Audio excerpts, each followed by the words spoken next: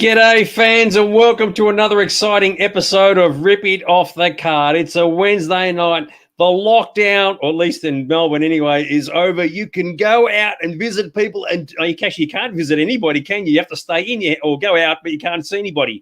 Make of that what you will. Mr. Aaron, how you going, old son? Good. Welcome, everyone, to the special Olympic edition. We're out of lockdown, but we've still got to get through the drug tests. Yeah, well, don't talk about the limpies to me, mate. Being a bit of a limpy devotee, I'm clocking in about like 11, 12 hours a day. I've got square eyes. Everything's just blurry at the moment because all I've got limpies on the brain, mate. What can I say? At least they're on the same time zone as us, not like Brazil and, Greece and all that, where it was all overnight, like night shift type stuff. So very, very, very groovy. Now, it's very important that we should get to this because, as we mentioned yesterday, the lockdown finished, which means today the store was open. Mr. Aaron, what was it like reopening yourself, so to speak? Well, it was like I'm broadcasting from Subternia. There was no one here today. It was a pretty dead day. Where are all the fans paying you a visit and popping in there and going, yeah, mate, we're back, we're in town, we're ready to buy some collectibles and stuff after a couple of weeks off? What was the deal, mate? I don't know. I think it was Curly doesn't like being open again, and I think he bought a collection up in Sydney and got a couple of removalists from up there to bring it down. So don't talk about those damn removalists. There we go, Jared. You are right. You can visit anyone, but you can't. You got to go to restaurants. You can't visit them at their home, which is annoying. And get all your Carol loving the Olympics. Speaking of the Olympics, the Olympics, right? You would think, where can you get science fiction? And we'll use Star Wars as an example and the Olympics together. Where could you connect the dots on that one? Well, believe it or not, I have a link.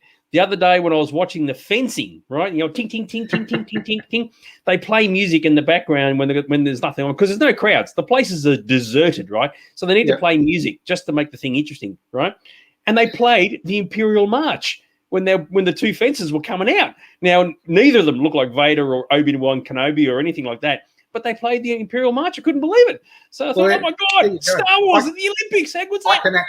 I can actually trump that. There was an episode of Doctor Who called Fear Her, which was just set at the London Olympics, where the Doctor was the torchbearer. So Star Wars, Doctor Who, the Olympics is all about like science fiction. Now, I can't believe you said that. I can trump that, and then you mentioned Doctor Who in the same sentence. It's like. Where's that coming from? Unbelievable. But I can top your top. And just give me a second here. Jared has said about the Aussie chick of the F-ball. Yes, exactly right. Yes, there was a bit of foul language on the show. Yes, and Gavin said g'day and all that sort of stuff. Yes, you had Ariana, Little Titty, as we like to call her in the biz, who won a couple of gold medals this week, which is absolutely fantastic. But what I was going to say is in the cycling. Huh? Little what? Little Ariana Titmus, we call it, those in the know call a little titty. Well, yeah, maybe you forgot what I was going to say now. That's right. In the cycling, because all the cycling's full of European dudes and all the rest of it, there was a dude whose name just appeared on the screen just briefly.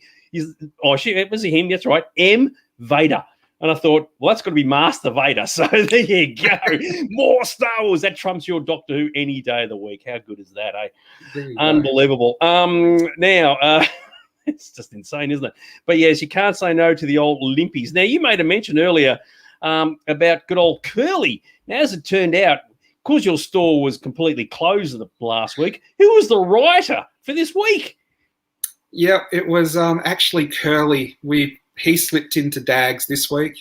So in the shirt, not into me personally. Into the Dags shirt. He's actually he didn't think it was your shirt. He thought he was looking like the Big Lebowski. He was walking around owning the store, lauding it up by himself while Chad and I tried to get stuff done.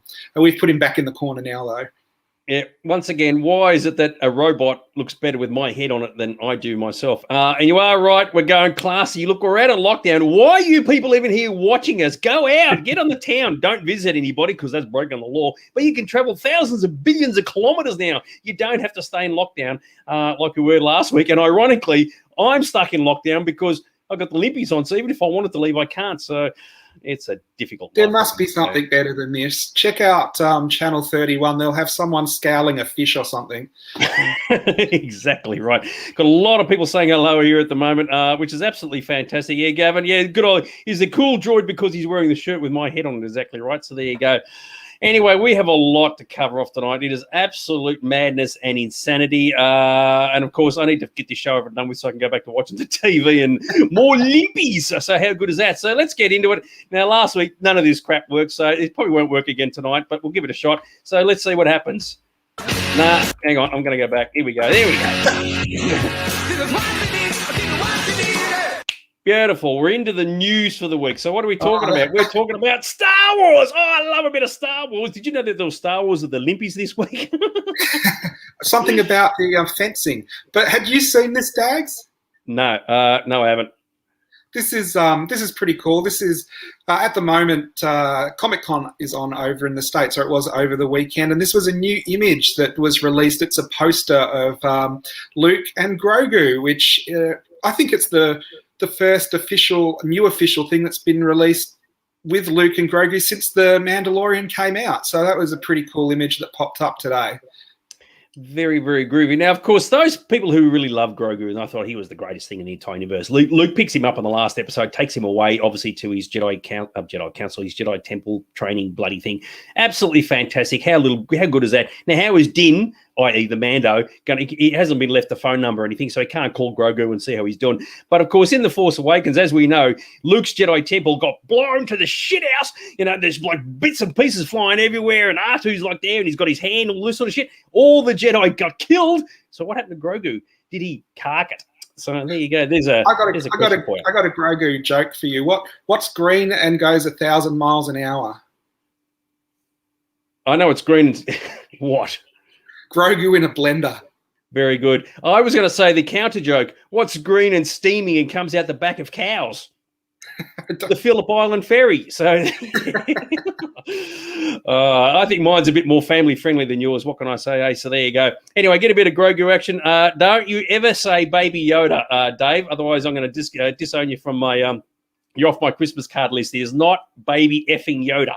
Okay, he's his own bloody character. You know what? There'll be a pop final set, and it'll be Baby Yoda riding an AT-AT. And just like that, he's gone. Anyway, so the show's back to me again. How you going, guys? We're all a bit psycho here at the moment because Aaron's finally opened his store up, and I've got the Olympic Games going on, and I can barely see anything. Everything's blurry. In fact, I have to use a magnifying glass just to read half the crap on the screen because it's square eyes here. But let's not worry about that. Let's move on to something very, very exciting. It's a bit of Joe action. Get into it. Go, Joe. Well, here we go.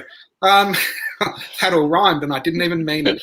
But these popped up as well. These are on pre-order at the moment. These are Matty Collector's G.I. Joe figures, and this is the first wave that's in pre-order now. They're pretty cool. If anyone grew up through the 80s, you probably remember after sort of Star Wars and He-Man and Transformers, probably the next biggest line here was G.I. Joe. And now they're getting the same treatment as a lot of 80s toys, and they're getting remade, looking like the original 80s ones, but, you know, super collectible with all the extra hands and articulation. So these are out at the moment, and I thought, do you know what? They actually look pretty cool. They've kept that sort of original look, but they've updated them enough that, you know, adult collectors could put them out and display them, and they look pretty good. And they've gone with 4 classic characters that everyone likes, and like the original G.I. Joes, they've got tons of accessories. They're pretty faithful to what they came with originally, and I think they're a pretty cool line. So these are available, well, they're pre-order now, so they'll be available imminently. Very good. Now, there's 2 things. Davis, I like what Dave said. Oh, those are they are pretty sick. It's fully sick, mate. And Jared's asked the most logical question. What size were they? They're the sort of standard figure size that are coming out. Sort of the same size as Black Series Star Wars is the easiest way, I guess, for me to say it. So everyone's going to be on board and know what size they are. So they're out through Matty Collector, I think, is the people who are producing them. But they're through Pop Culture here. You can get them, which makes it a lot cheaper than trying to get them online. Yeah, I love that. Yeah, they're a standard size. It's like, what the hell is that? I like this one. Yeah, good on you, Joel. He's calling himself an action man, Action Joel. That works for me. So there you go. Yes, Jared, a bit of 6 inches if you don't mind, umpire. So anyway, so yes, get a bit of Joe action. Someone has said, it's quite amusing the fact that there's actually no character in the show called Joe. So there you go. How good is that? Very, very cool. Here we go. Add an extra 0.5 inches on it. Yeah, good on your mark. Yeah, well done. Anyway, he's apparently standard size. Make of that what you will. So remember, maybe he's like all Joes. It may not look like much, but he's got it where it counts. Got to get the Star Wars. If they can do it in the Olympics, we can do it here. So there you go. Jared's come up with the best idea ever. Yes, they should re-release Mask. That would be pretty cool. The trouble is, they do the figures and everyone would want the vehicles, and the vehicles are the coolest things about Mask. So very good. Action Jackson, how can you not forget him? Because Samuel L. Jackson, no, who played Action Jackson in the movie? I can't remember now. It's a long time ago. So there you go. Anyway, doesn't matter. And I like that one. G.I. Joel. Jumpin' Jack Flash. No. Action Jackson. It was a 80s movie, I think it was. Anyway, it doesn't matter. We move on. But I like this one from Dave. Yeah, Action G.I. Joel. That works for me. I wonder what accessories he comes with. Absolutely awesome.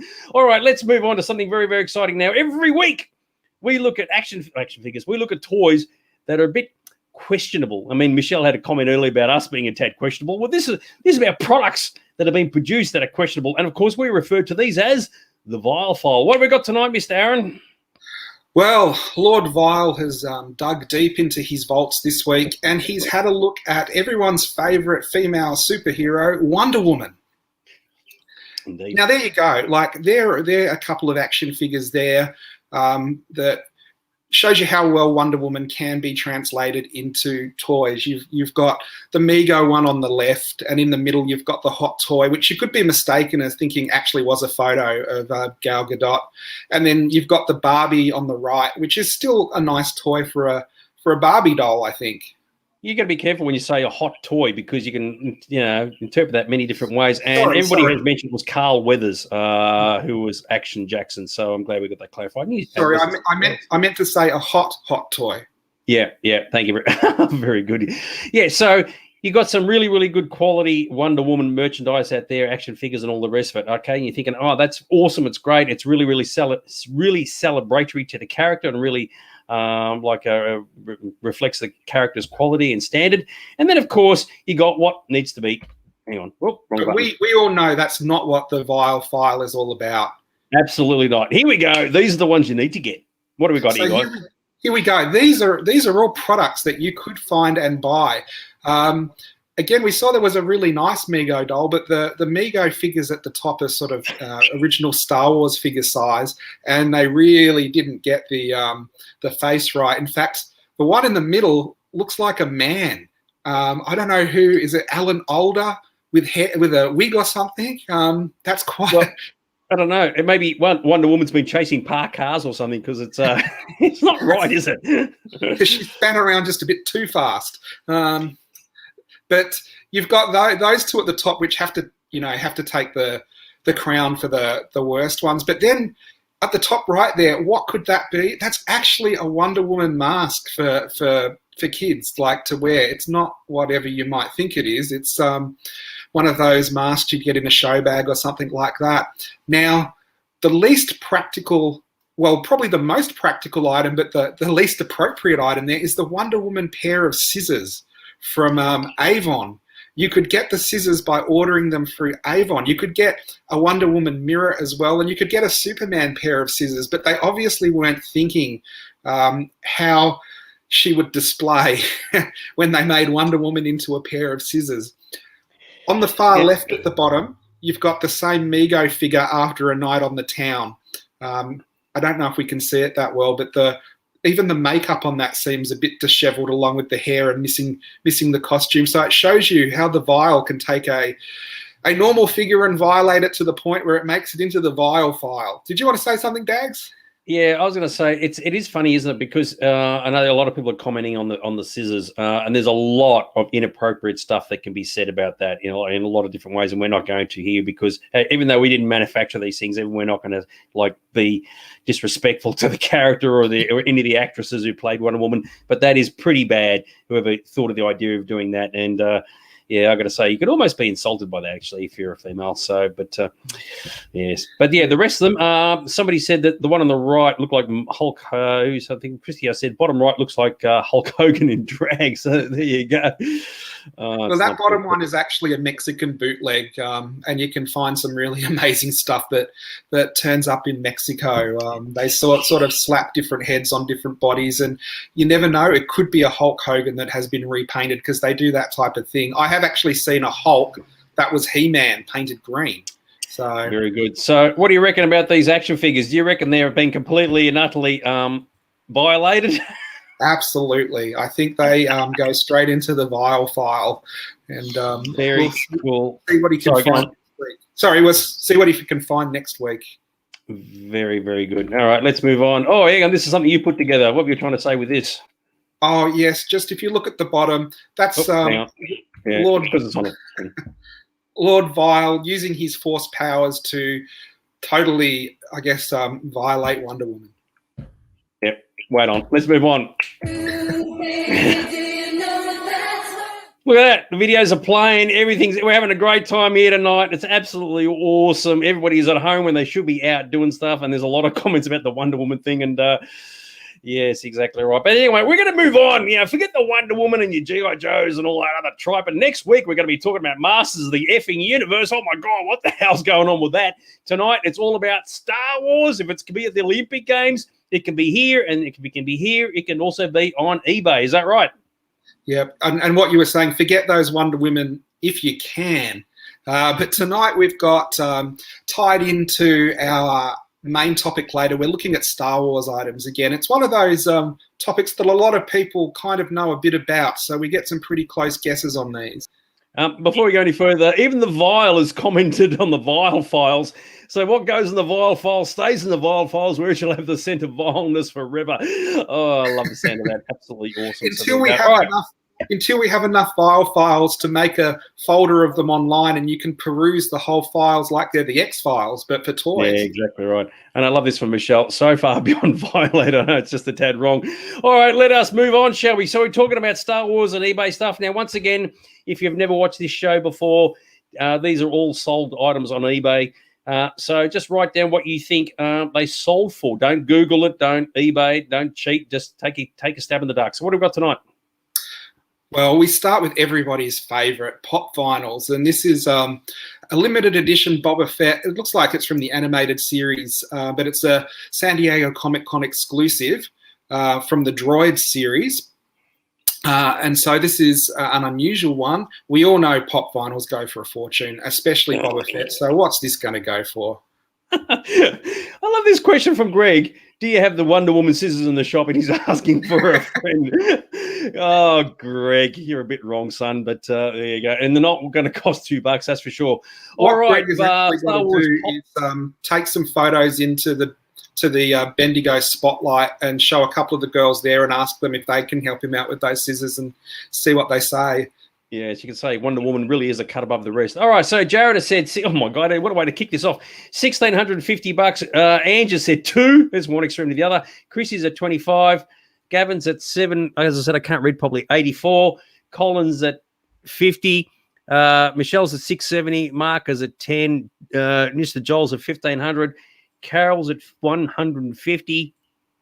Joshua's at 610. William's at 120. Jonathan's at 690. Thomas is at 875. Rob is at 200. It's just the blue. Everything's just blurry here at the moment. Violating this is at $350. So there you go. Absolutely fantastic. Dave Nolan has said $375. I'll tell you what, the reason why I'm laughing is because we're streaming on YouTube and Twitch at the same time, and someone just posted something on Twitch just saying, hey, what do you want? You want to become famous? Go here. Check this on the video link. Yes, I don't think we'll be doing that. So there you go. All right, very, very good. I can't see anything. I've just been watching TV for the past bloody 3 or 4 days. All right, let's move on, shall we? So, Boba Fett droids from the San Diego Comic-Con. Those alone usually mean there's a bit of money involved with these particular products. So, what do you reckon it went for? It went for a whopping $1,600 effing dollars. What do you reckon of that?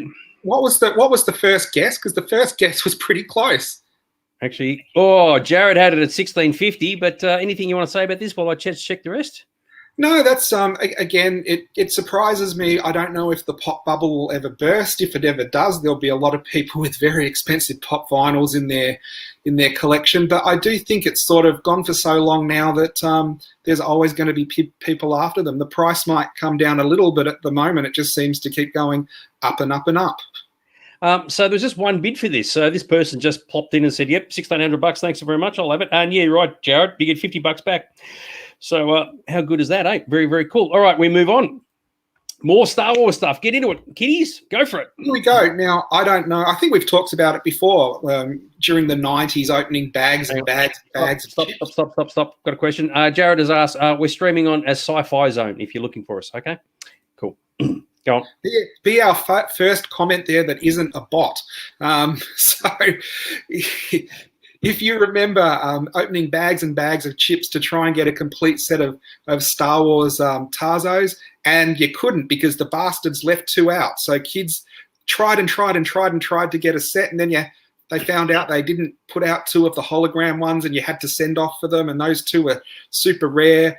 But anyway, I digress. A bunch of Tarzos. How much would you pay for these? These were given away free with chips. Now, for the first time ever, look at that. There we go. Cheese Noodles Oz. That's obviously Jared saying he's on Twitch and he's twitching with us. So get a bit of Twitch action. Absolutely fantastic. Our first legitimate comment from Twitch. Sorry, I cut you off, man. We're twitching. We are. You're not twerking, we're twitching. So it's what nerds do. All right. So what have we got for these items? We've got Gavin at 1,000. Michelle, sorry. Oh, hang on. I've got to scroll my screen up. 17. Ange is at 2. Once again, Ange is still doing the $2 thing. Chris is at 1. Oh, she's not very confident about this at all. Colin's at 30. Jared's at 68. Thomas is 85 cents. Holy guacamole. Rob's at 50 cents. Oh, bloody hell. Jonathan, good to see Jonathan, is at 57. William's at 50. Joel is at $1. Carol is at nearly $2,000. Bloody hell, what Tarzos you been collecting there, Carol? Unbelievable. Where are we? $20 for Mark. So is that a complete set? I don't think it is. Is that what you said, dude? No, that's just a couple of Tarzos. The complete set's about 40 or 50 in an album. Very good. Greg has chucked in his $2 for this. Joshua's at 120. Very good. Violating these is a 66, which is good because order 66. Mr. Phil, good to see Phil joining us there. $70. Very, very, very good. That's Carol. The idea is not to have any idea. That's the thing. It's all a bit of fun and games. You never know, like in the big city. All right. So, what do you reckon these things went to? 10 vintage collectible Star Wars trilogy, 16 holographic Tarzos. How good is this? And I went for a whopping. Get ready to sell a kidney. 10 cents. So, yeah, 10 cents. That is bullshit, isn't it? Why would you even bother? Just throw them out. How much was the postage on them? The postage was more than the actual item. $1.10. Believe it or not, Rob has got these at 50 cents and he gets 40 cents back. Explain why would this be so cheap, dude? He's just found his daughter's 18th birthday present. She'd appreciate some 10-cent Tarzos. I don't know. Why is that cheap? So what do you I don't know. I think it would have been one of those things where if people are looking for an individual number, they don't buy sets to just get one out of it. And I think he's put holographic when they're not the holographic. They're the motion ones. The holographic ones are silver. I would have gone with Carol on this one. $1,900. Well, guess what? I've got some spare Tarzos I can sell you, mate. Yeah. You come into the shop, Carol, and he'll just knock a couple of bucks off and you'll get it for a bargain. Unbelievable. That is absolutely 10 cents. That's ridiculous, isn't it? All right, it goes to show that not all Star Wars is worth a lot of money. But anyway, we move on. Maybe this will generate a bit of interest. Oh, I remember this mag when it came out. What do we got? Now, this is a really interesting mag. We talked about this a couple of weeks ago when we were talking about early Star Wars merchandise. This is a magazine that came out in January 77. So it was before everyone was on the Star Wars bandwagon. It has the oldest Star Wars logo on it. It was, I think, the first dedicated Star Wars magazine that was released. So definitely one of the earliest. So I've actually been looking for this magazine myself and I've never found one in Australia. So theoretically, if I'd have seen this, I might have bid on it, but I didn't. All right. So I don't hang on. Sorry. Tarzos and Pogs, I think, are two different things, if I'm not mistaken, Dave. And I love this kind of thing from Rico. You can say AT at, or if you're being an asshole like Aaron, you go, where's the at? Anyway, science fiction magazine, fantastic. Where are we? Michelle has said, hang on, oh god, the screen's going too quick. Hang on, I've lost my thing. $190 for Michelle. I think Jared has said $1 based on that. Andrew said $2. Carol said $350. Josh was at 100. Michelle said 1,900. Bloody hell. Emily, good to see Emily again, is at 200.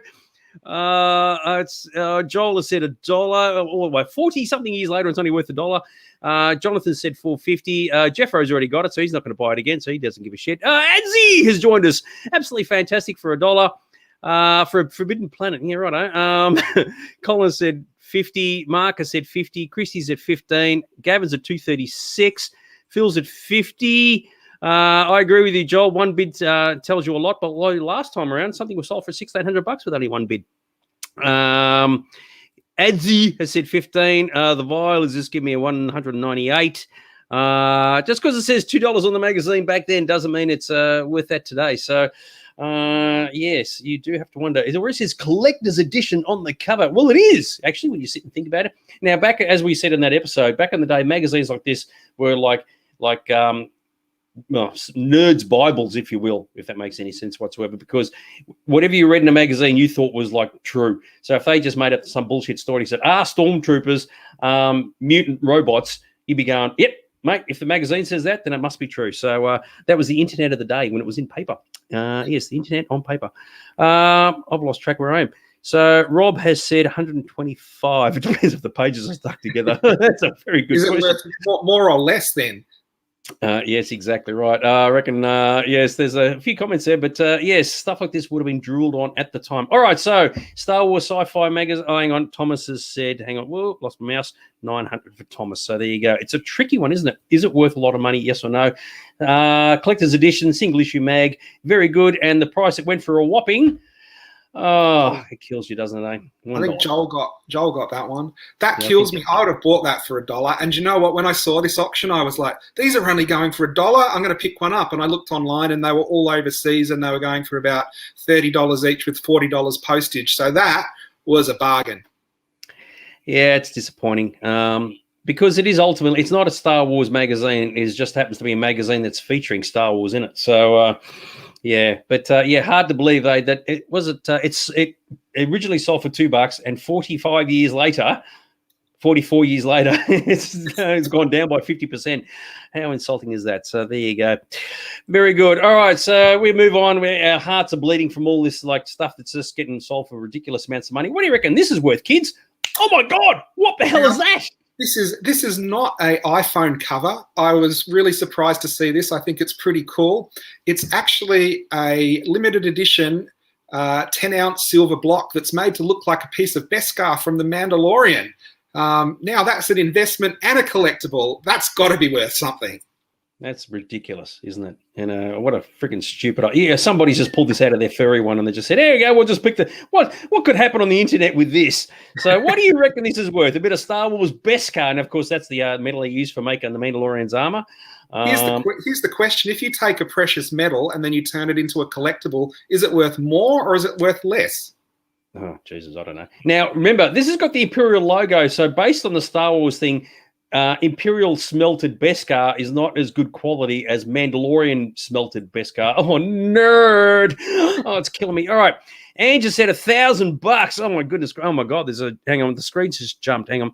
So Gavin has said $1.01. Carol's at $2. She's dropped her prices down from earlier on.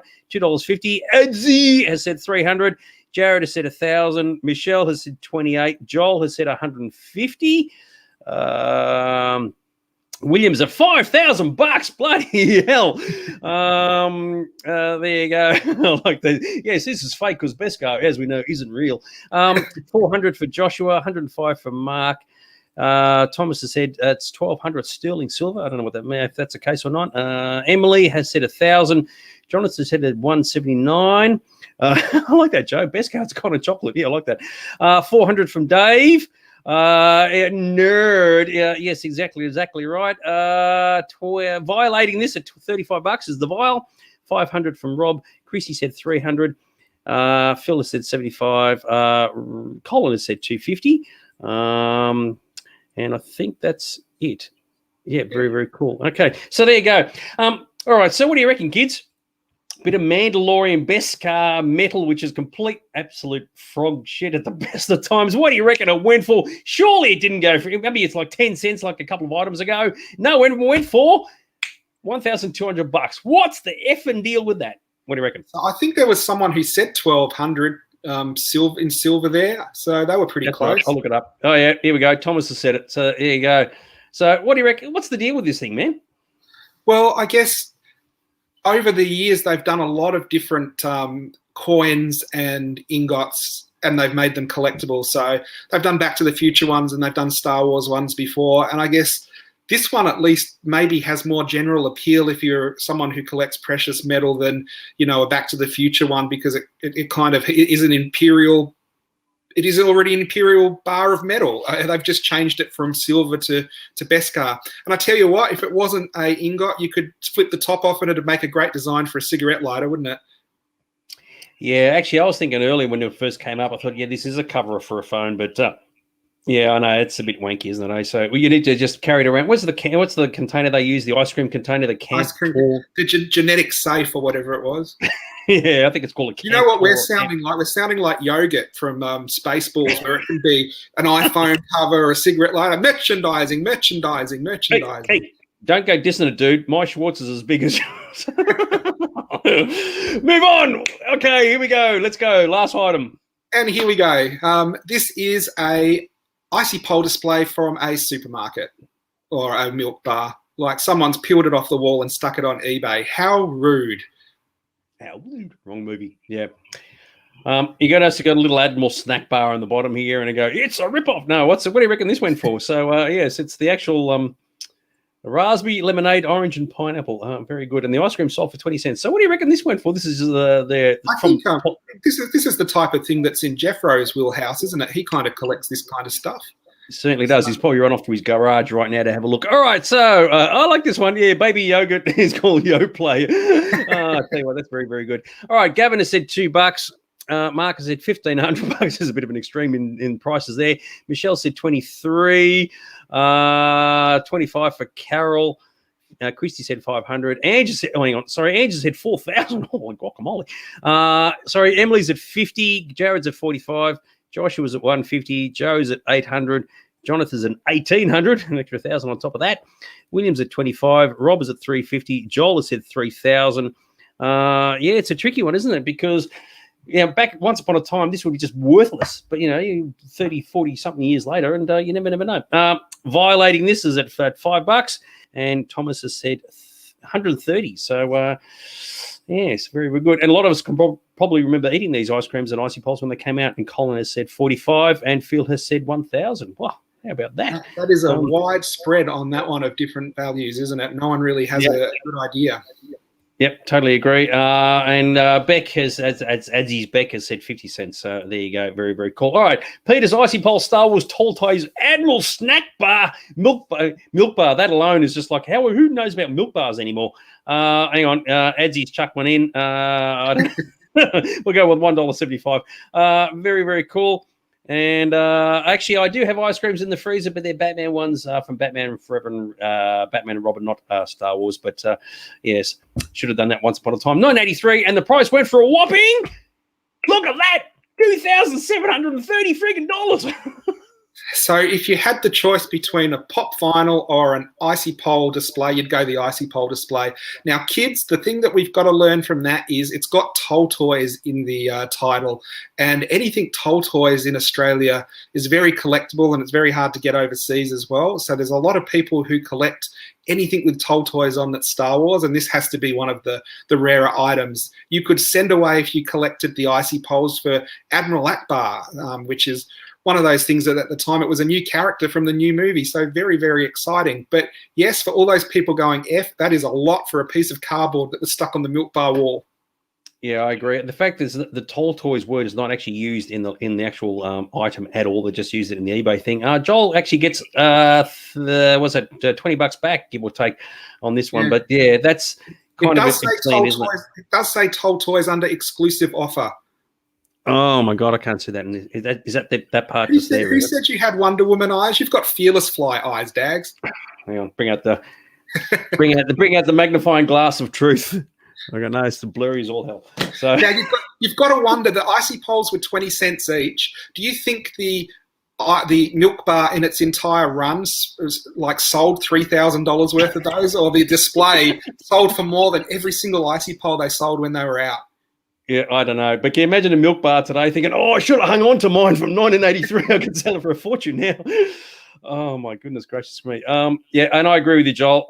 Yeah, hang on, wrong one. Sorry. It probably went to a US collector. And that kind of proves the comment, doesn't it, Dags? Mr. Magoo eyes. It's a bit like that, son. Oh, it's just not good. If I take my glasses off, it's just not good at all. Even Aaron looks pretty when I take my glasses off. But if you take your glasses off, everyone recognizes you as Superman, so you can't do it. Yeah, no, suddenly, Dags has just disappeared. Oh, that's not good at all. I shouldn't do that. All right, very, very good. All right, anyway, let's move on. Otherwise, we'll never get stuff done. What are we here talking about tonight, Mr. Aaron? Well, last week you heard us waffle on about movies, video game tie-ins for the whole episode, but we didn't do any Star Wars because Star Wars was one of those that you would take a whole episode. So tonight is all Star Wars. We're looking at Star Wars retro games, mainly ones out before the prequels, though we do just touch on the prequel stuff as well. Very, very good. Yes, we're talking about Star Wars computer games. Like you said, we were talking about yesterday. We're losing track. It all in lockdown. It all blends into one, doesn't it? It does, doesn't it? Eh? So there you go. And like with my bad eyesight, I'm looking at that Star Wars thing in the middle. I'm thinking, oh my god, my eyes are cocked up, not realizing that's actually the 8-bit picture. Well, I actually put that in there so everyone at home can see how you see things all the time. Very good. Joel says, I know a guy who literally owns every Star Wars video game ever made. Yes, that'd be Action Joel, G.I. Joel, I suspect. So there you go. But yes, we're talking about, hang on, you just need to average two. Oh, yeah, okay. All right, cool. Yeah, thanks. Cheese noodle. I'm going to take the ages to use that. I will look at that. Anyway, move on. Let's get into it. Here we go. So we start off with the very first licensed Star Wars game that was the Atari Upright. Now, a lot of people may remember playing this. I remember playing this in the arcades. It was the biggest selling Atari Upright that year. It sold something like 125,000 units, I think I was reading up on. It's that classic 80s vector graphics. So vector graphics is basically sort of the line graphics that isn't filled in. So I don't know if anyone remembers playing this, but it was actually a really good game. A lot of games at the time weren't so smooth and were quite jerky, and this actually gave you that sort of feeling of euphoria when you were flying around and shooting down TIE fighters. There was 2 versions in the arcade. There was the Upright, and there was the one that you could sit down in. And they had one of those in Time Zone in the city that I remember going in and playing quite a lot. It was a fantastic game. It had great sound effects. If you're in the one where you sat down and it rumbled all around. And I often used to think, I don't know if they ever did this with Star Walking Dags, they should have got this and taken these along to meetings and conventions. I like that, yeah, taking this gigantic box that, probably weighed about 300 tons. I found it funny because when you actually go to shoot the Proton torpedo down the shaft, the X-Wing's actually flying backwards because you've still got the nose and the guns, and you're going, we're in reverse here when the ship's pulling out. But anyway, not to worry. So, that's actually called, Luke uses the Force to do a reverse cowboy proton torpedo down the shaft. Does a hand. Yeah, so remember the exhaust port is right below the main port. But yeah, this was famous when this thing first came out, and everybody absolutely loved it. And I know people who spent, you would have been one of them probably spending a lot of time playing this. So yeah, very, very cool. But not so common was the Empire one, I don't think. Is that right? No, the Empire one, I don't actually remember playing at an arcade. Now, all of these came out, they were ported onto different systems. And I remember playing this on the Commodore 64. So it was on home computer. The Star Wars one that we looked at before was on the Atari. We're going to look at that a bit later as well. But the Empire one was very cool because instead of being all in space, a big chunk of it was the Battle of Hoth, where you just flew around and blew the shit out of AT-ATs or Imperial Walkers or AT-ATs. So, and there's a chicken walker. There's a chicken walker there as well. Just sorry, I've had to lose him again. So he was talking about AT-ATs being shot. So, and it was one of those games where they took the original and built on it, because you had the battle on Hoth mode, but then you got in the Falcon and you shot up asteroids and flew around Star Destroyers, which was pretty cool as well. So you had the original action of the first ones, which was the space flight shoot 'em up, and then you had a bit more tactical on Hoth, blow up the AT-ATs, which was very, very cool. Did you ever play this one, Dax? No, I never even saw it. Joel said it was effectively an upgrade, and they just changed the artwork and the computer, the motherboard thing. Yeah, they did. No, I didn't even see this. A lot of sorry, Dax. A lot of games they did that, but with the Empire one, I don't actually remember them doing it in a lot of arcades here. So I don't know if they didn't think it was worth the cost to do it, because the Star Wars games actually came out a long time after Star Wars, and this would have come out after Empire Strikes Back. But I used to hang around the arcades a lot, and I don't remember really seeing the Empire one at all. So interesting. I don't know if anyone's local watching who does remember seeing it, but this was one I exclusively sat in the spare room and played on the Commodore 64. Yeah, it's a shame, because if it had been more publicly released, it may have actually been like a mega hit like the original one was. So yeah, very, very cool. Yes. There's a whole lot of comments here about shooting AT-ATs and all that sort of stuff. AT-AT fever, eh? So there you go. It's an AT-AT, everybody. Just like this is an ATST. Yeah, this one I do remember. So, but anyway, continue. Yeah, so this is the third one in the series that Atari put out, and unexpectedly, they didn't put out another vector graphics version. They went in a totally different direction and did more of a scrolling arcade version.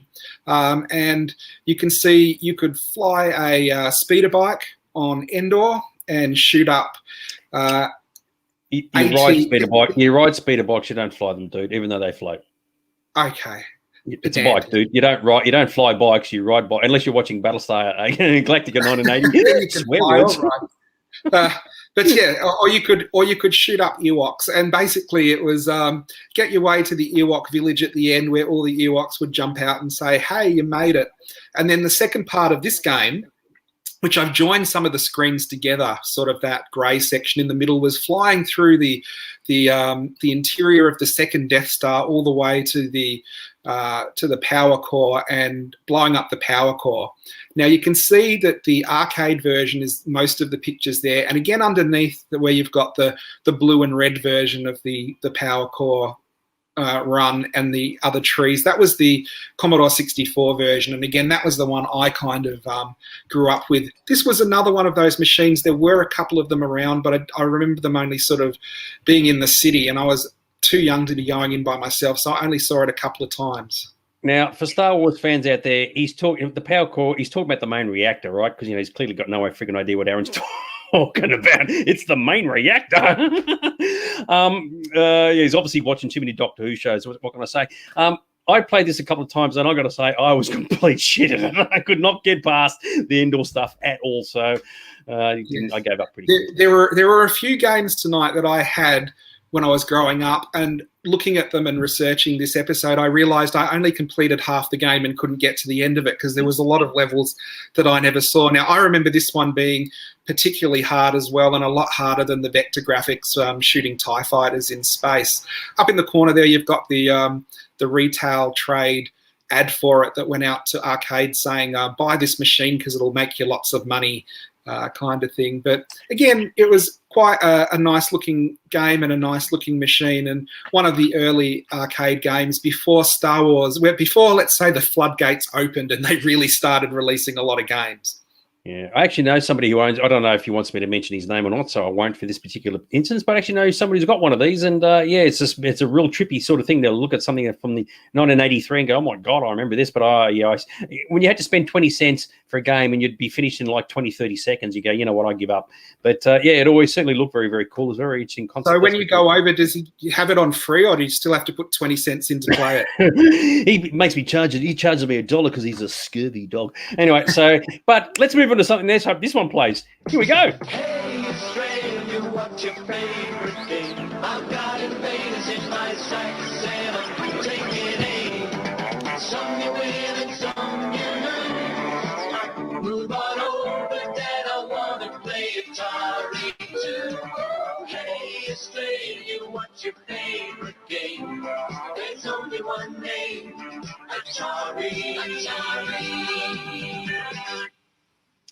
Very cool. And Joel has confirmed that I can mention his name. So, yeah, Joel is the guy who has the Jedi arcade game, which is a very, very cool. So, there you go. There we go. We're going too far. Whoa, slow down, son. There we go. Very cool. Okay. So I don't know if anyone remembers that promo from when they were growing up, which was basically, hey, Australia, what's your favourite game? And it was Atari. And I tell you, when that game came out, you remember that episode of The Simpsons, can we go to Splash Mountain? Can we go to Splash Mountain? Me and my brother, can we get an Atari? Can we get an Atari? Can we get an Atari? And we did get an Atari. Now, Atari was probably, they call it a video computer system. It was probably the first home console that really took off big time in Australia. Before that, there were some home consoles. They were usually the ones that you could play table tennis and Breakout and those kind of just paddle games on. But Atari was revolutionary from the time. It had much better sound than anything. It had color and it had better graphics. Now, these days it looks pretty primitive, but at the time it was like mind-blowingly good.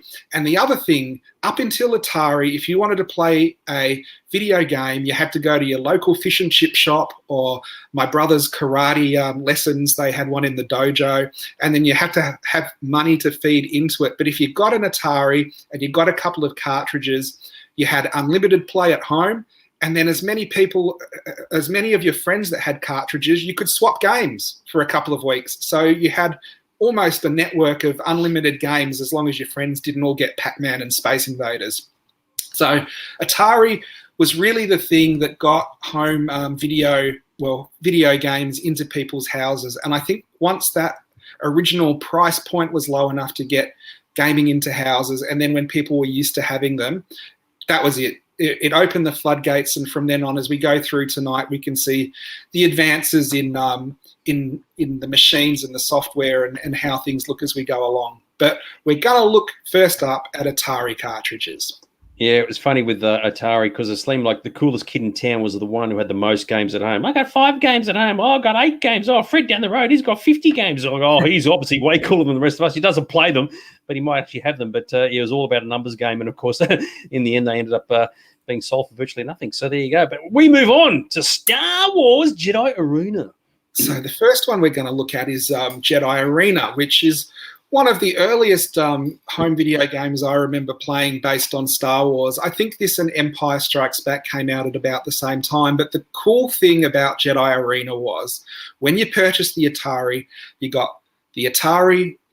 I think everything came with Space Invaders, and then you got maybe another cartridge depending on like the special deal that was going. You got 2 joysticks and you got a pair of paddles.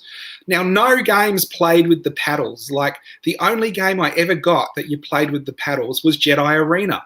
And the paddles were basically a different version of a joystick where you have a disc on it that you just turn around like a steering wheel. So it would have worked on, I guess, racing games as well. But when you use the paddles on this, the lightsabers swung from side to side, and it made the whooshing sound that lightsabers make, but, you know, a crappy 8-bit version of them. And the idea of Jedi Arena, because when I first got it and played with my brother, if you look, the lightsabers aren't even long enough to fight each other. So you can't actually battle the lightsabers. But what you've got there is a Jedi training ball or a seeker in the middle. And when you used your lightsaber to point in a direction and push the button, that would send out a lightning bolt in the same direction. You had to block that with your lightsaber, and you've got like a a wall there that you could get through as you zapped it, and eventually it would get through and zap you. So you have a very, very simple gameplay, but you've got very, very evocative pictures on the cover. And you know why? You know why it would zap you? Because you got to have the blast shield down, dude. Use the force for crying out loud. They should have had that as the bonus level, blast shield level, where the screen just goes blank and you have to guess. I'm at least happy that they put in a red lightsaber as well as a blue one, so that's all pretty cool. What's the thing at the bottom? What's all the graph down here? Well, I found this site, and I thought it'd be interested to put on a couple of them. It charts the price of the games over about the last 15 years. So you can see, I guess it's a bit hard to read the values, but you can see that they have slowly escalated in value. The more interesting ones, that's just for a loose cartridge, so no instructions or anything like that. The little graph is just, but down the bottom you can see the difference between a loose cartridge, a carded one, and an opened one, and a graded one, and it goes from something like about $3 up to about $400 or $500 US. So that's the difference in condition when you're collecting these things. The longer you have something and the better you keep the condition you keep it in, it's generally worth the most. But then if you send it away and get it graded, it's worth even more. So you can improve the value of collectibles by doing that. And if you're wondering, you get like a peek up here, right? Oh, that's when a Star Wars movie comes out, and then you got this drop there when people realize that movie's shit. I'm only joking. Let's move on. So here's this was probably out of the Atari games. Yes, that must have been. Yeah, that the point, didn't it? Yeah. That must have. I don't know what the peak was there. You could probably research that and find something. But you know what it was? That's when. Hang on, I'll tell you. That's when Caravan of Courage came out, and then people saw it. Oh, that's complete tripe. Move on. So Empire Strikes Back was probably my favourite of the Atari games that were released on the 2600. A lot of people will remember this because I think it was also the best selling of the Star Wars games, where again you're at the Battle of Hoth. And you had an AT-AT slowly marching across the screen. Sorry, Imperial Walker. And you controlled a snow speeder, and you could take it out in a couple of different ways. You could keep firing until its shields came down, or if you're really, really accurate, everybody knows the AT-AT's weakness is its neck. And if you could shoot it right on the neck, then you would take it out in one shot. And they kind of paid homage to this in Rogue One, where you saw in that movie they took one of them out by shooting the neck, and that was the weak spot on the. Although that was an ACT, but let's move on now. Okay, now looking at the Walker up here, right? Based on the movie, what's wrong with it? Got 3 legs. No. So they say. So I mean, even the cover artwork on the box is correct, but there's something fundamentally wrong with the way that they've designed the game. Do you know what it is? I'm not sure. It looks perfect to me. No, what it is in the throughout the movies, the walkers always went from the right of screen to the left of screen, and this one's going from the left of screen to the right of screen. So they've actually got the orientation around the wrong way. So realistically, it should be from. I can't do it. It should be going. You look at this. I can't tell from how you're seeing what I'm seeing, but the walker should be going in the opposite direction, because in the movie the walkers were on the right hand side, and the Rebel Alliance was on the left hand side of the screen, and they kept the orientation throughout the entire sequence. So yeah, there you go. Well, there you go. That was something I woun't have realised, and I think that's exactly. I mean, it's not a big thing, but it's just like, hang on, your brain be going, hang on. In the movie, didn't they go the other direction? And they did actually. So there you go. Very cool. And I think one of the things you'll see on this, and you see it on a lot of the early games, where they have really amazing box artwork, and when you get sold on the box artwork, the really simple graphics, the leap between what you're seeing on the box makes sort of the graphics better, because they've already suggested what you're looking at. So it's quite a clever way of doing things. One of the things you'll see then, as opposed to now, they obviously got a lot of new artists to go and make art for all these games, where the newer games now, they often have the pictures are sort of computer generated stuff, which isn't maybe as evocative as some of the original art that came out in the 80s and 90s. But yeah, that was a pretty good game. Yeah, so and just to clarify, so even in the box artwork, the AT-AT is facing towards the left, which is what he should be doing. The only thing, as I said to this in the last week's episode, the only thing I hate about this is because you're flying the snow speed and you had to hold this really hard, really difficult controller, you just got really sore wrists because you're just constantly going backwards, forwards. It was hard work after a while. So, but yeah, I mean, when this came out though, yeah, it was like the coolest thing ever. Absolutely agree with you. So it's about the closest you could get to a replica of actually being in the movie fighting the AT-ATs, which you just couldn't do in anything else prior to that. So, yeah, it was good that they brought it out. Except if you lived next to a time zone that had the upgrade of the Empire Strikes Back game. Yeah, exactly right. Very, very cool. And then the last one we're going to look at, because we kind of already looked at the arcade version, was the Death Star battle from Return of the Jedi, which wasn't exactly the same as the space battles as you got in the sort of more flight simulator ones. This was sort of, you fought your way through closer and closer to sort of the half-made Death Star, which kind of looks more like a Cylon base star in the bottom of that picture, and did all the things you do in the movie to sort of get there and blow it up. Now, I don't remember this game being that good. Sometimes with the Atari, you'd get really good games that you could play for months and months and months and never get bored with, and sometimes you'd play one for an afternoon and go, you know what, this is a bit of a dud. Now, I don't remember this one being that great, but I haven't played it for so long, I can't really remember a lot about it. I think in this one you could be a Falcon. I think you could also be the A-Wing in this one too, which was unusual. This is a very good point. Joel said that as a kid he loved it, and yeah, if you were a kid, you probably did love it because obviously it's targeted. The target market is children, and I guess it's the mindset of saying, "Hey, I'm playing a Star Wars game, therefore by default it has to be good," and you just don't realize that maybe it's not that good after all. But your brain is going, "Well, I'm actually flying the Falcon and I'm attacking the Death Star," or in the Empire game, attacking the AT-ATs. It can do no wrong. So I think the good thing about Atari was each one of their Star Wars games was totally different. So when you look at the arcade where you've got the Star Wars game and then the Empire game is like exactly the same, but just a different set of targets. These ones really, Jedi Arena was nothing like this game, and this game was nothing like Empire Strikes Back. So if you collected all the Star Wars games and you like different styles of games, you'd obviously have your different favorites from which one you thought was the best. So here's my chance to chuck in a trivia question because I'm a bit of a nerd and I've got nothing else to contribute in this discussion. So an X-Wing fighter is called an X-Wing fighter because it's shaped like an X, and an A-Wing fighter is shaped like an A, when an Y-Wing fighter is shaped like a Y, which is why it's called a Y-Wing fighter. Why is a B-Wing fighter called a B-Wing when it's not shaped like a B? So there you go.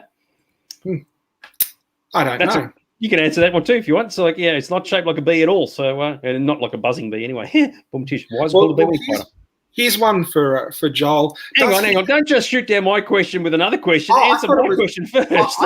I don't know. Why is it called a B-Wing fighter? Very good. Gavin's got it right because it's shaped like a blade. So there you go. That's what they got the name from. So like a sword. All right, way you go. No problem. Sorry, I was thinking you were saying there was no reason why it was called a B-Wing. That was all. Hey, it's Star Wars. Everything's got a reason. Yeah. So here's a question for Joel. Has he got this? There's only a couple of this have actually turned up. These were mock-ups of a game that was going to be released for Return of the Jedi. It was originally Game 1 and Game 2. Game 2, there's no information on at all. There's no pictures of the gameplay or what it was like. Game 1 was eventually going to be called the Ewok Adventure. Nothing to do with the Ewok Adventure that eventually became the movie. But it was the end of Return of the Jedi, where you control an Ewok in a glider and you make it through Endor, taking out speeder bikes and AT-STs till you get to the shield generator, and then you have to either drop on one of the AT-STs or the speeder bike and blow up the generator. And now I think 2 or 3 of these have turned up, and they were demo cartridges. It never went into production, so they're really, really hard to find. And it's only recently that someone bought one and actually got the game and uploaded it so people can play it and see what the game actually is. Indeed, I like this one. B-Wing stands for bloody silly name. Yeah, exactly right. You are probably right, Gavin. Steve Sansweet may actually have this. He has just about everything else, so it wouldn't surprise me at all. So, yes, very, very cool. Yeah, it's kind of groovy. So, yeah, you said it's very funny. you see the Ewoks flying the glider in one scene effectively, and then make an entire game out of it all. They really focus on that point. So I thought this was quite cool. And Joel has said he's got one cart only. So there you go. But very groovy. And apparently it wasn't released because the gameplay was too hard. So they might have had another ET on their hands. The reason why it didn't work is because the instructions were all written in Ewokese, and it just said yub yub yub yub nub yub yub nub nub, and people said I can't understand any of that, so they just didn't bother. There you go. So yeah, so we move on from the Atari, and we're gonna switch over to Nintendo now. So a lot of people growing up would have had these games. Nintendo did some fantastic Star Wars games, and this is Super Star Wars, and it was Super Star Wars because it was on the Super Nintendo, but it was ported across to a lot of different platforms because it was so successful, and you could also get the Game Boy version of it. Now, this, I think, would be the first Star Wars game that came out that made you feel like you played the entire movie, where you could play Luke on Tatooine, and you could be in the land speeder, or you could be fighting the Death Star and a host of other things, fighting the TIE fighters above the Death Star and a host of other things. You could go through the Death Star, disable the tractor beam, and because it was Super Star Wars, it was almost more challenging. Well, they put more challenges in than the movie. So when Luke is on Tatooine, you are getting banthas and sarlacc and all these crazy monsters that you didn't necessarily see in the movie turn up and fight him. It was a sideways scrolling fighter platform puzzle game, so I had a bit of everything for everyone. And when it came out, I remember thinking the graphics were absolutely amazing because there hadn't been an arcade game that covered this. All of a sudden, there was an amazing Star Wars game that you could take home and play in your lounge room. And the crazy thing about this is they didn't just release this, they released Star Wars, Empire, and Jedi, all in the super versions, one after the other. You could choose different characters in each game. So in this one, you could be Luke, or you could be Han, or even Chewbacca. And this is the Empire one. And I think out of the three, like the original trilogy, this was probably my favorite version of the game. All of them had amazing cover art that you can see. There's the Game Boy version as well, and I've put a picture of the Game Boy gameplay, which was basically black and white, so you can compare it. And what I remember about this was the bosses were quite torturous, and they had a lot of bosses, and they were pretty cool. You can see there that Han Solo's going up against an AT-ST single-handedly. When you were Luke, you'd be running around ice caverns, slicing up wampers and other nasties that were on Hoth. You'd come up against the AT-ATs, the chicken walkers, the probe droids. So it was quite a fun game. It was a really innovative for the time, and it is still a good game today. Did you ever get into the Nintendo stuff, Dags?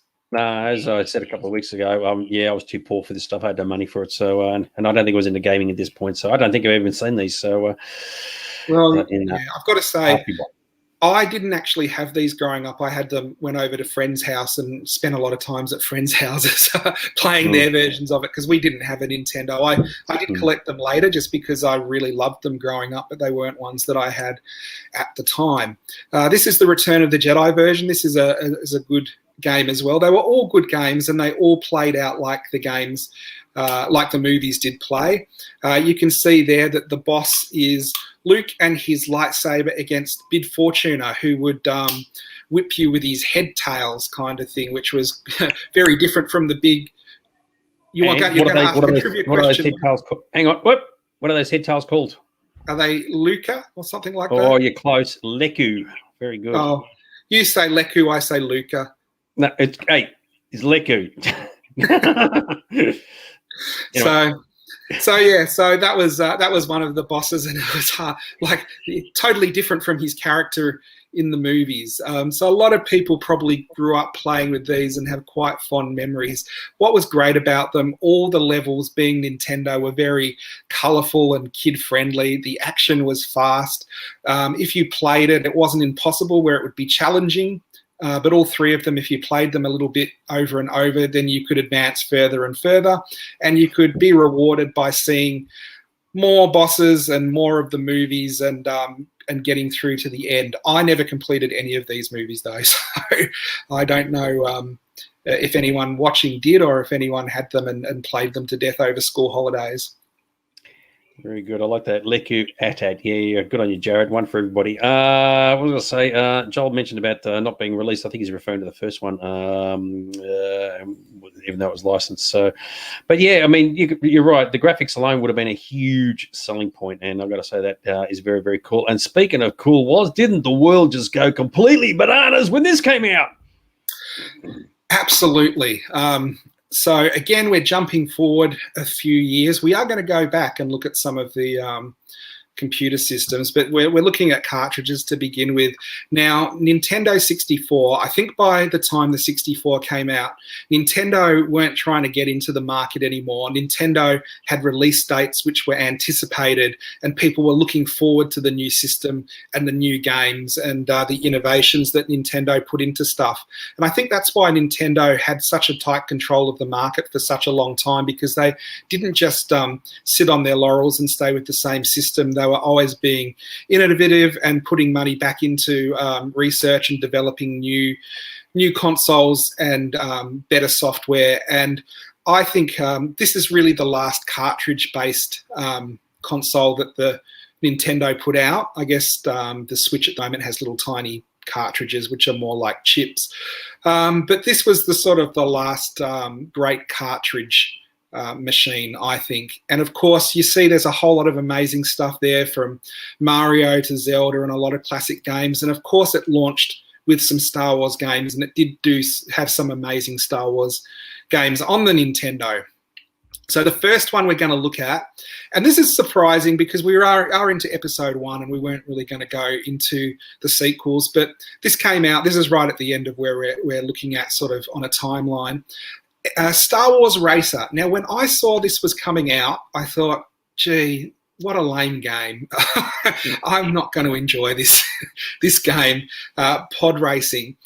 And boy, when it came out, was it a good game. In some ways, it was better than it had any right to be. It was one of those racing games where the controls were a little bit tricky and a little bit hard because the pods floated and you had to learn to control them. But again, you could master it and get better at it. You could build up credits and improve the pod and the engines and the different equipment that was on it. You could unlock courses and advance faster and faster, further and further, and go to different tracks and get rankings and stuff. And it was so good that after it came out, that it was then converted into an arcade upright. Well, it was one of those multiplayer things. You'd go into Time Zone and see like 4 people sitting down on the Star Wars pod racer, racing it out on Tatooine. So it kind of defied expectations for me to be quite a good racing game, and I don't really like racing games that much. So when the Nintendo 64 came out, this was one of the first games I had. I actually bought the Star Wars version of the Nintendo when it came with it for free, and spent a lot of time playing with it. It was really good. Did you get into these at all, Dags? No, I didn't. I was too busy out partying and chasing girls by this point. But I like how you said you could upgrade your thing by spend some credits and upgrade your ship. But of course, you can't use Republic credits because they're not. At Watto's shop, you could, yeah. It's a joke, dude. I mean, you said you spend some credits. Well, you make sure they're not Republic credits because it doesn't accept them. So why are you waving your hand like that? You think you're a Jedi? I'm a Toydarian. Yeah. Mind tricks don't work on me. Only money. All right, but I tell you what, though, I do remember when this came out with Nintendo 64, and it was like, oh my god, was it worth the wait? Absolutely not. You didn't think it was worth the wait? Well, I go the other way, where possibly my favorite Star Wars game ever released was Shadows of the Empire. And this didn't just come out on the 64. It was a multimedia release that Lucasfilm were behind, and it dropped simultaneously as a book, a comic, games and toys. And it was quite a big event. The only thing that was missing... Whoop. Stop you there. No, the game came out like a year later. Everything else came out first. The book, the novel, the toys, all that. But the game didn't come out for another 12 months, and it was meant to be the big flagship game. And of course, it didn't. That was the problem. It was all part of the rollout of the Shadows of the Empire. They did have it planned right from the start, Yeah, you're right. You're right. They did, but the problem they had is they produced the book, and it's like, okay, and these action figures for a game that didn't exist yet, and people go, "What the hell's the deal?" With so the time they cocked the timing up big time, and by the time the game came out, the book and the toys had all gone, so people had forgotten all about them. So it was a real massive mess up. It is interesting because to get the whole story, you couldn't get it all in the book, and you couldn't get it all in the comic, or you couldn't get it all in the game. They really did do this thing where you had to get all three of them, and it was a multimedia where the different bits sort of were filled in by the reading or playing the other areas. Anyway, I don't know if you ever read. Sorry, I'm just going to. I actually know about this part. That's why I'm sticking my nose in. Finally, I can finally contribute to the conversation. When the book came out, I don't know if you ever read the book. The book, I used to make this joke saying it's the greatest Star Wars novel ever written, because we didn't call it Shadows of the Empire, we called it Shallows of the Empire, because the story was horrendous. And I think the guy who wrote it, Steve Perry, had to rush his way through. And it was a very, very, very poor novel. And what they were trying to do is build up the character Prince Shizor was the equivalent to a new Darth Vader or a new Emperor. And, of course, that just wasn't going to work at all. And with Han Solo being locked in carbonite, they produced this replacement Han Solo, which was Dash Rendar. And it was just like, the whole thing was complete tripe. So, anyway, that's my 5 cents. It's really interesting because I'm a bit younger than you. So when I grew up, I was excited by all these characters. But like you say with the Prince, he really didn't go anywhere after they built him up to this point. To even in the game, he doesn't really even appear in it that much. I do remember, though, thinking Dash Rendar was a good character, and how because they couldn't use Han Solo, they had to, put like an adventurer in. But I thought they were very smart, because what they did with the game, they started it with something that everyone was familiar with, which was the Battle of Hoth. So you end up interacting with Han Solo and with Luke Skywalker, and you can, fight Wampers and Imperial snowtroopers and fly different craft against the ATSTs. Sorry, don't ban me. And there you go. You can't even get your own names right. So, Dave, I think it was actually where you started on top of a train, if I recall. So. The funny thing about this, my last little bit before I sort of shut up, in the entire Shadows of the Empire environment, so the Fourleen, the race that Prince Shizor has been canonized, and they're now legitimate because they were canonized in the Clone Wars. The group that he was in charge of, Black Sun, the crime syndicate, that's been canonized, but Prince Shizor himself hasn't been. So as far as the Star Wars continuity is concerned, Prince Shizor is still an expanded universe / Legends character. Anyway, he may continue. I did wonder when they were coming up with Crimson Dawn in Solo if Black Sun would come into it down the track or something like that. But that's another discussion, I guess. No, they are mentioned in the Clone Wars and I think Rebels too. But yeah, Black Sun is definitely confirmed. But as is Embrace, but not him personally. But anyway, continue.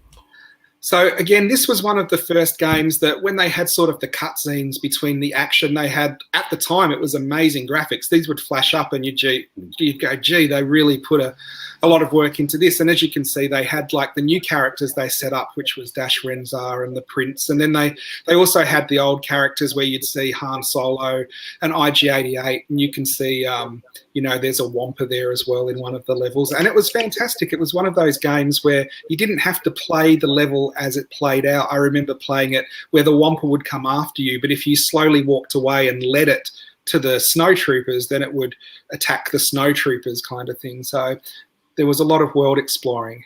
Yeah, I think now, because it's coming back to me, one of the reasons why Shadows had such great promise is because it was the first produced product that was set between Empire and A New Hope. So the Vader's alive, the Emperor's alive. It wasn't post-Jedi like all the novels were at that time. So you're thinking, okay, this is right in the guts of when the movies are taking place. What could possibly go wrong? And for that reason, the whole story was a real disappointment. So, yeah, I just remember that. Yeah. So there you go. Now, we were talking earlier about the level where you're standing on the top of the train. Well, that was one of my favorite levels because that was the level where you got to the junkyard and IG-88 was the boss. And I remember you got to him and he just killed you instantly, time after time, until you actually worked out how to kill him. That was one of the most torturous end-of-level bosses that there actually was. And I remember playing it a few times and giving it up and coming back to it a couple of times before I worked out how to do it. So it was one of those, again, challenging games. But I remember getting to that point and go, well, this is impossible. It's, I think, the first game ever where you could swim through the sewers and you would fight Dianoga. There was a lot of different references to Star Wars beyond what like a normal programmer might put into it. So you could, yep. Yeah. Sorry, you're right, Daniel. Yeah, between Empire and Jedi. Yep. Sorry, it's been a long time. I just remember that just very, very quickly. And you are right, Jared. Yeah, IG-88 made an appearance in there, and there was. Did anybody pick up on the fact that this is going back to the comment on the starting on the top of the train? The whole train thing is very reminiscent of what you see in Solo when they're on the top of the train and that. So. Yes, everything old is new again. But sorry, anything else you want to say about Shadows?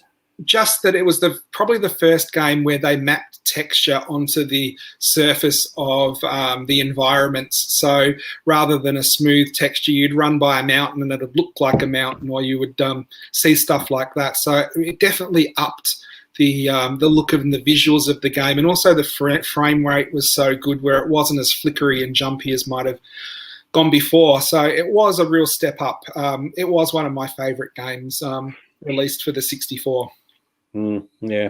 So, yeah, I think you're right. As a game, when they finally released it, it came out okay. But the story behind it all just, it was unfortunate because, like, years later, people just forgot all about it. It's like, what's Shadows of the Empire? Nobody knows, nobody cares. And Shizor, which was meant to be the big be-all and end-all, just sort of died a death of obscurity. So he wasn't a great villain in the end, was he?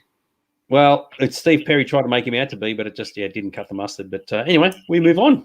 Now this was another game, and this was again probably at the time one of the best flight simulators that had come out, mainly because it was so much smoother than everything else, and the graphics was, amazing for the time, where you could fly around in sort of a free world. You would, if you flew enough in the one direction, it'd bump you around and send you back into the map. But this was Rogue Squadron. Now, Rogue Squadron is the first of a series of games that's gone across from 64 to GameCube, and then on and on and on. So it's a very popular game that's set up a mythology that is still sort of being built on today. But everybody loves flying around in an X-Wing, and this was one of the first which was amazingly smooth, that looked real, and you could like have dogfights in space or in the atmosphere on different planets with TIE fighters. And it was good, again, because it was a mission-based one where you'd start as a novice pilot, and then you would build your way up and your skills would get higher and higher, and the missions would get harder and harder till it was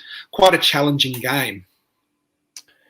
I just want to backtrack a bit. So Daniel's made a comment about the YT-2600. I think that's Dash Rendar's ship, isn't it? The Outrider, if I'm not mistaken, and that appeared in A New Hope in the special edition, flying off Mos Eisley in the also in Rise of Skywalker.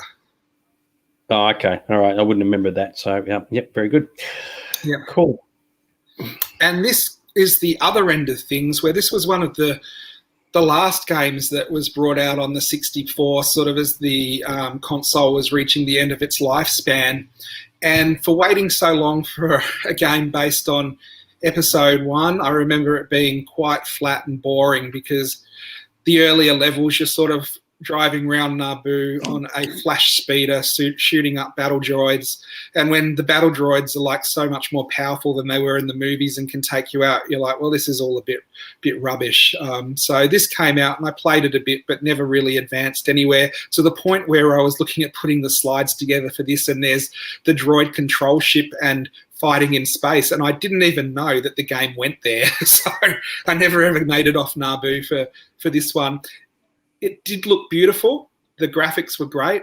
You had to get the expansion pack, the memory pack, and plug it in to use it. So it took up more memory than came with the 64 out of the box. So it did look good. But by the time they released this, there were so many better games on the market, and Episode 1 wasn't as well regarded as they thought it was going to be. And because games take so long to produce, by the time it came out, everyone had kind of moved on from this. I'm surprised with the Amidala picture they used that one from the ceremony at the end. I think that's it's like not the most flattering outfit that she wore, but anyway, not to worry. But this one I do remember. I never played X-Wing, but I did play its sequel, which I know we're going to get to. But yes, this was a bit of something that really set the world on fire, didn't it? It did. We're going back in time a little bit. This is a DOS game for the well, it was IBM.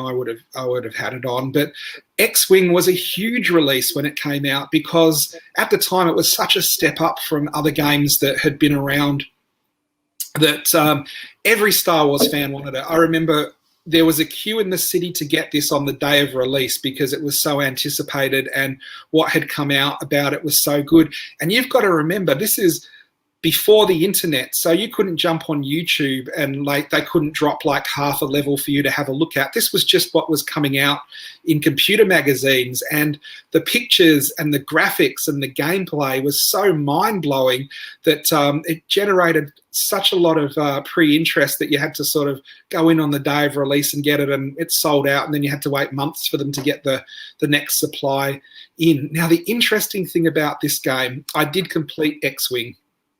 And when I played it, I didn't realize, I didn't obviously read the manual properly. And you have your shields and you have your lasers and you have your engines, and you can dump energy from one to the other.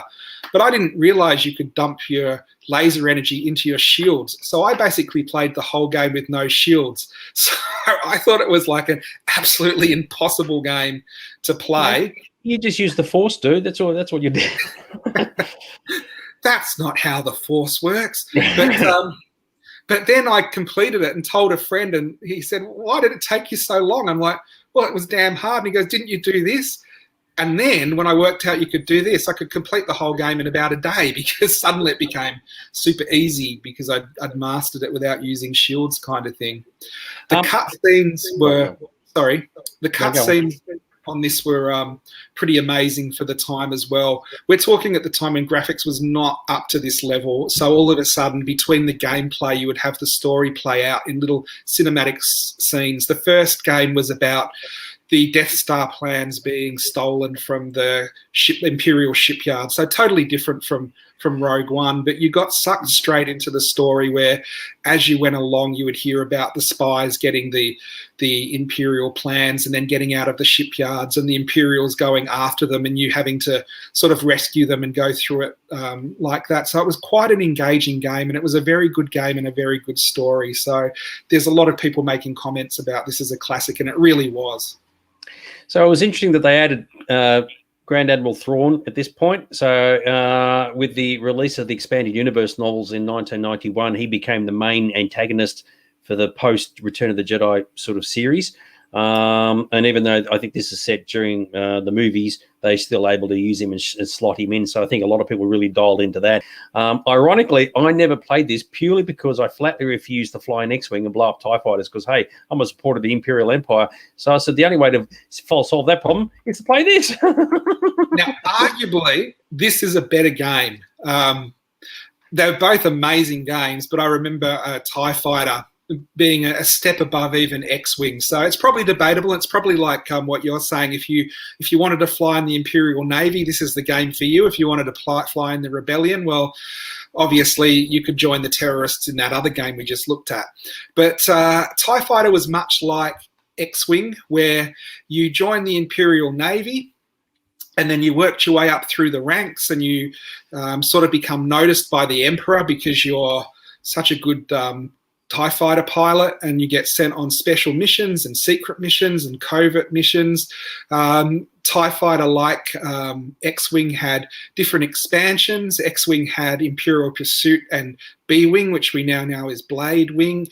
X-Wing had Defenders of the Empire, and then X-Wing versus TIE fighter, which then you could take your pick of whatever side you wanted to be on. Again, the game mechanics was pretty much the same. What I didn't put a picture up of, which I should have, in both the games, whenever you completed a level, they would show you your dress uniform, and each level you completed, they would put another badge or medal on you till you completed the game, and basically you're totally decked out because you've earned all these medals and promotions as you've gone through the game.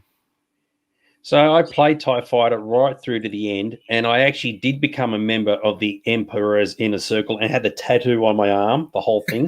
The only thing I had an issue with the story is that a faction of the Imperial Empire, some admiral or general goes rogue, and it's actually TIE fighters, Imperial ships versus Imperial ships, and I didn't actually like that part of the story. I thought, nah, where's the patriotism? Why isn't everybody all like on the same side? And I also had an issue where if you were on a mission and you got like 15 ships supporting you, all the others would all bugger off, and you'd have to do everything all by yourself. But that aside, I ended up wearing my mouse out because and like when you're playing the TIE Advance, you had to constantly move your mouse to get the ship to fly straight. So I ended up having to buy a controller, like a hand controller. But yeah, I like the idea of just in this imagery of the Emperor's Tower at the bottom with the Royal Guards. And I thought if they had to put that into any of the movies, that would have been absolutely fantastic. But I totally agree with you. When the movies came out, because they didn't have this sort of imagery, they were disappointing compared to what had already gone before. It is interesting, though, that there was right back at that time sort of a vision George Lucas had for how things were going to look, because Coruscant does look a lot like it appeared later as well. Yeah, well, that's actually the first time we ever see Coruscant because like Coruscant, the name came from Heir to the Empire, the novelization that, or the novels that Timothy Zahn brought out. But this was the first time we had any imagery of what Coruscant actually looked like. And people thought that was just absolutely fantastic. So get to see all these inner workings of the Empire that you didn't get to see in the movies, which was very, very cool. And the other cool thing about TIE Fighter down in the bottom there, you had the registry of all the ships. So you could go through all the different TIE fighters, and there were a lot of different TIE fighters that didn't appear in the movie. So there were ones that were like tri-fighters with different angled solar panels and things like that. So it was quite a cool game to unlock those and read up on that. Your timing is absolutely fantastic. So one of the things that they introduced in this game was the TIE Defender, right? Yes. And not only did it have shields, but it had a tractor beam as well. And as it turned out, the TIE Defender was canonized in Rebels.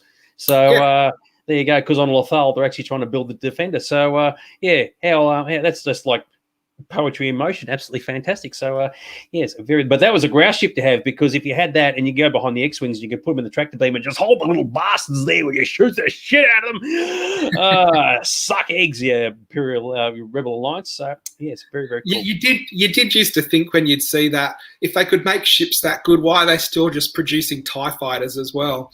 Because in terms of the in terms of the continuity, TIE fighters were cheap to manufacture, and the idea is all meant to be sort of like it's weight of numbers rather than quality, and that was the mindset behind it. Make them cheap, make them fast, maneuverable. There's no shields, there's no atmospheric thing inside, and you can produce 10 million of them as opposed to like 50,000. The Volkswagen of the Empire. Yeah, exactly right. So if you become a TIE fighter pilot, your life expectancy probably wasn't going to be that long. So there you go. But in the game, it was the way to go. What can I say? But I was a member of the Emperor's Inner Circle. How good am I? So there you go. Very cool. We move on.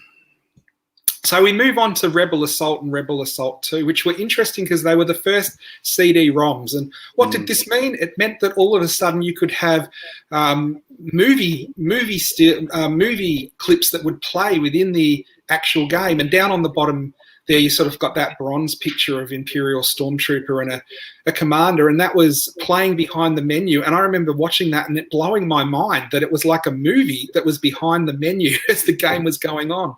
It also meant that the fluidity of the frame rate was a lot higher.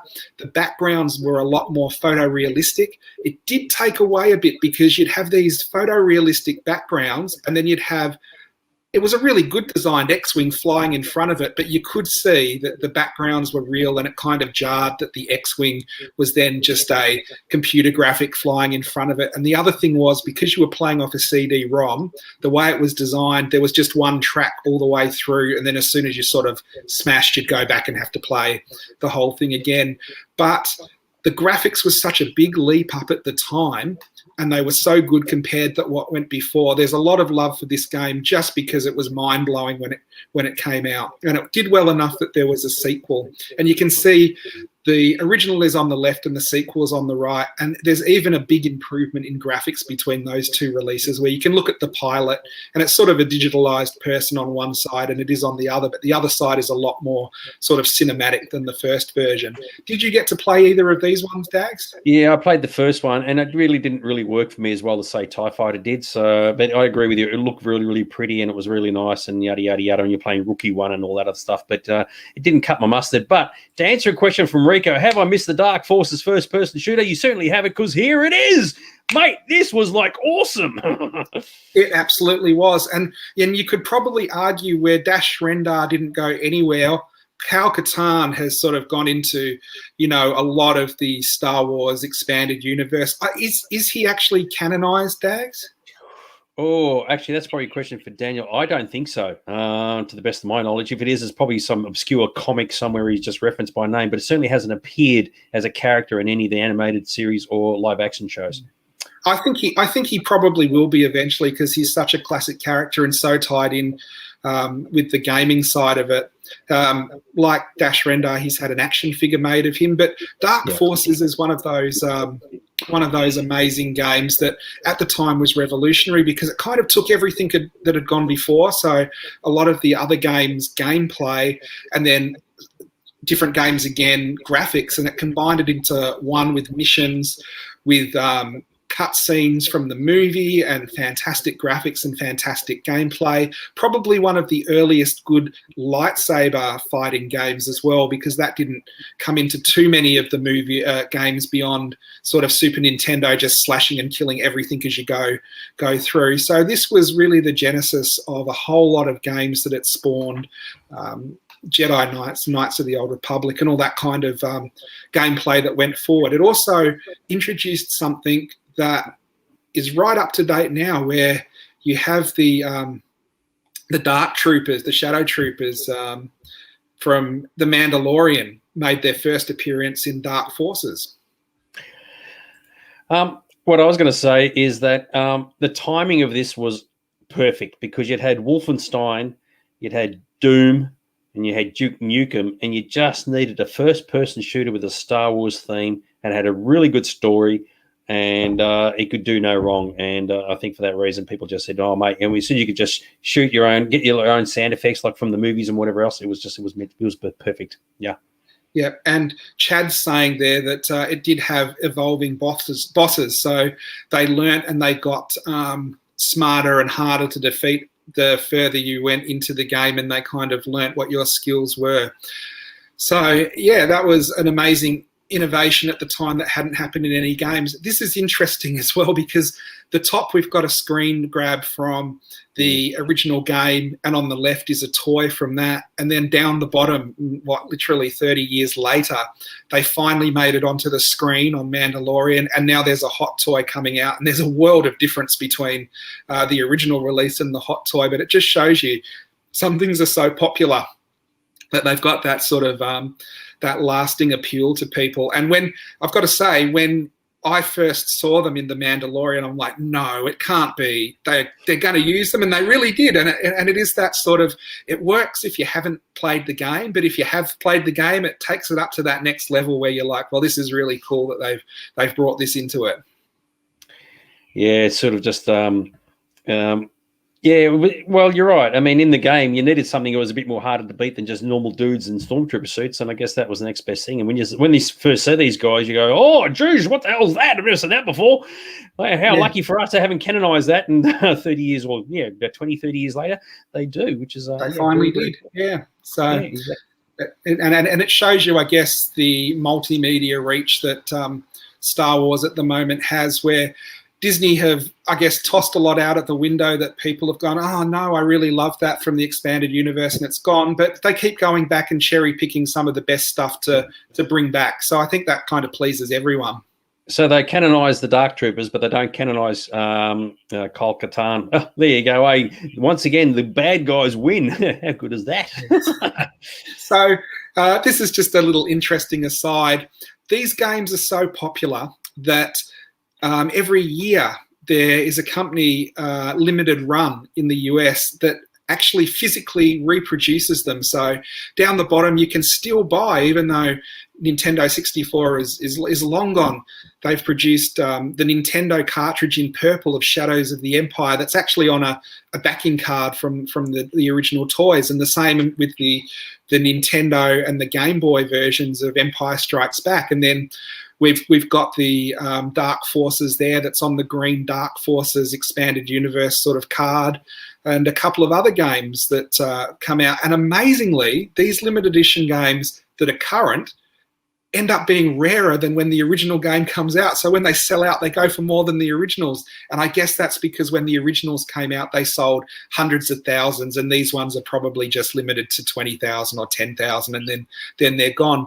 But it is interesting that these games still have such a nostalgic appeal that people want to buy them and want to use them again, even decades later.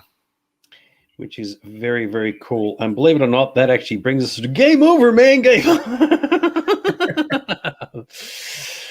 Very, very good stuff. So how about that, eh? Wow. So that's our presentation on retro Star Wars games. I'm sure we didn't cover everything because, again, there are so many. I mean, we didn't look at the Droid Factories or Yoda's Adventures or some of those ones, but I think we covered all the ones that were sort of milestones in gaming. We will look at the others down the track at some time. Like we say with everything, we'll look at everything eventually. But next week, very topical at the moment, we're going to have a Masters of the Universe episode. Oh my God, give me a bit of Motu. Far out, absolutely fantastic. So, you're right. It's a bit of a thing at the moment, and it's a good time to sort of bring it up, and we'll have a chat about Masters of the Universe, and it should be very, very cool. But I agree with you. Yeah, there's been a lot of Star Wars games that have come and gone, and some of them, better than others. Like you mentioned about Dark Forces. I love Dark Forces, but I didn't like Jedi Knight 2. It just didn't work for me. So, each their own. But TIE Fighter was awesome. Yeah, and I liked when they produced TIE Fighter versus X-Wing. Oh, if you can get a network happening, you could actually have one ship versus another. Who had networks back in the 90s? No one did. So, and if you did have a network, someone would call and the whole network would crash because the phone line would be tied up, So.